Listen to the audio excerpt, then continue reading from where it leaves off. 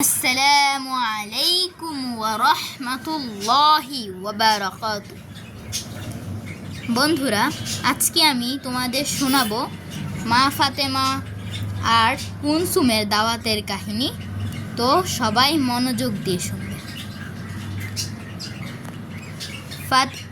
একবার কুলসুম রাদিয়াল্লাহু তাআলা আনহু একটি দাওয়াতের আয়োজন করেছে। কুলসুম হলো মা ফাতেমার বোন।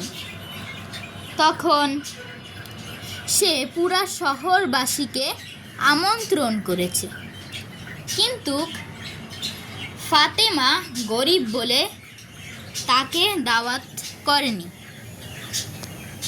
তখন নবীজি এক পাশ দিয়ে হেঁটে যাচ্ছিলেন।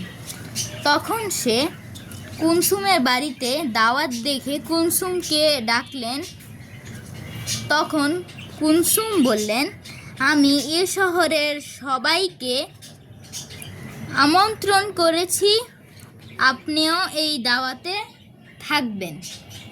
তখন নবীজি বলেছেন, তুমি সবাইকে আমন্ত্রণ করেছো, একজনকে আমন্ত্রণ করার কথা তোমার মনে নেই। তখন কুলসুম বলল, সেটাকে? তখন নবীজি বললেন, তোমার বোন ফাতেমা। তখন কুলসুম বলল, ওরা গরিব, তার জন্য আমি ওদের আমন্ত্রণ করিনি। এ কথা বলে সে তার রান্না করা খাবার দেখতে গেল। হঠাৎ করে সে দেখে চমকে গেল। তখন হাসান হোসাইন বাইরে খেলাধুলা করছিল।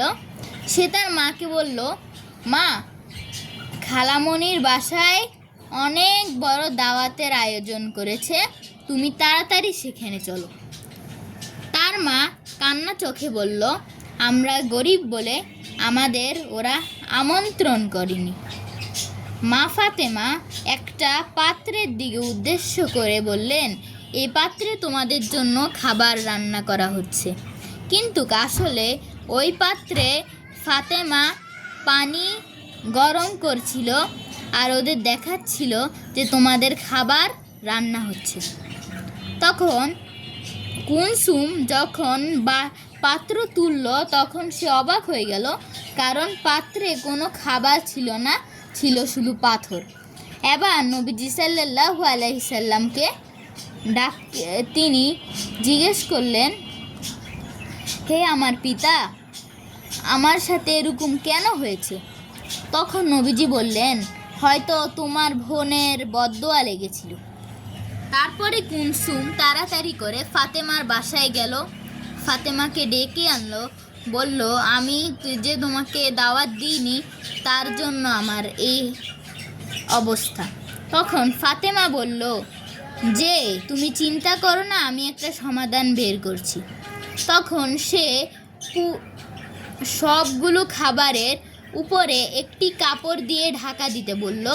তখন সে আল্লাহ তাআলার কাছে প্রার্থনা করলো, হে আল্লাহ, আমি আমার বোনের উপর যে বদদোয়া করেছিলাম, সে বদদোয়া তুমি উঠিয়ে নাও। আমি তো মন থেকে দিই নাই, তুমি আমার কষ্ট সহ্য করতে পারো নাই। আল্লাহ, তুমি আমার বোনের সম্মান আজ টিকিয়ে রাখিও। তখন আল্লাহ তাআলার একটা আলো এসে খাবারের মধ্যে পড়ে। তখন এই কাপড় সরিয়ে দেখা যায় খাবারের জায়গায় খাবার ঠিকই রয়েছে। তখন কুলসুম খুশি হয়ে ফাতেমাকেও বললেন, তোমাকেও আজ আমি এখন আমন্ত্রণ করলাম। তখন মা ফাতেমা এসে এবং সুন্দরভাবে ওই দিনের দাওয়াতটি পালন করা হলো।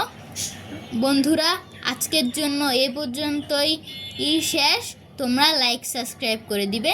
আসসালামু আলাইকুম ওয়া রাহমাতুল্লাহ।